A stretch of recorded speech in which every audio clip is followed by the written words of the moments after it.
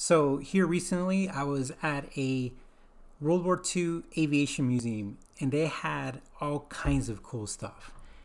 So while our tour guide was talking, I noticed that there was drip pans underneath a lot of these aircrafts, and there were some big old drip pans, and some were, almost full.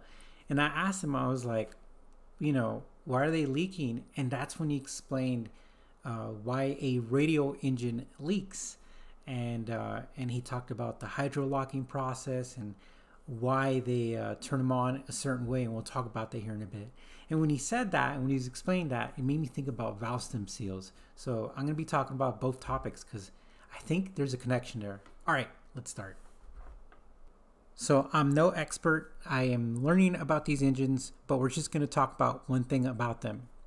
So the way that they're designed, I'm going to do it layman terms because I'm still learning, but think of it as a circle. And within that circle, there's a piston, kind of like a clock. And every hour, there's a piston head. And the center of it is the crankshaft. And so when I asked the question to the tour guide about the oil pants, he explained to me that the way that the setup is designed with the crankshaft and the oil, the bottom cylinders get filled up with oil when you turn off the engine, and then they seep through the oil rings, and then they seep out of the essentially cylinder head, and they go on to, there's some leakage there. And I asked him, is that normal? And he said it is. He's like, it's the design, it's how they do them, and that's why you have to start them a certain way.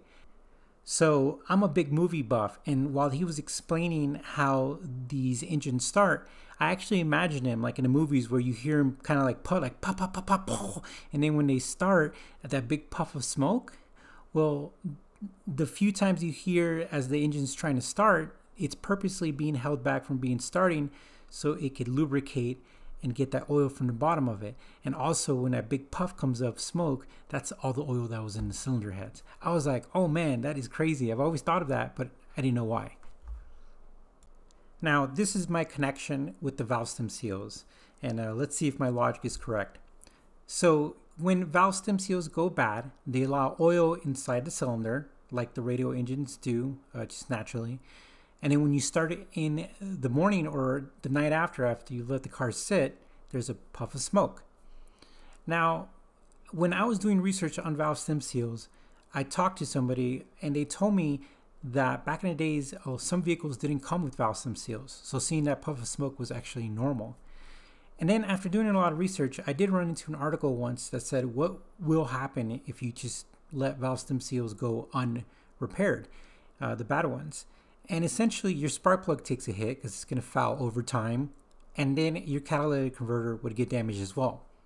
So I found how interesting it is that an engine design was built to prevent that, of course, probably for emissions and longevity of the spark plug.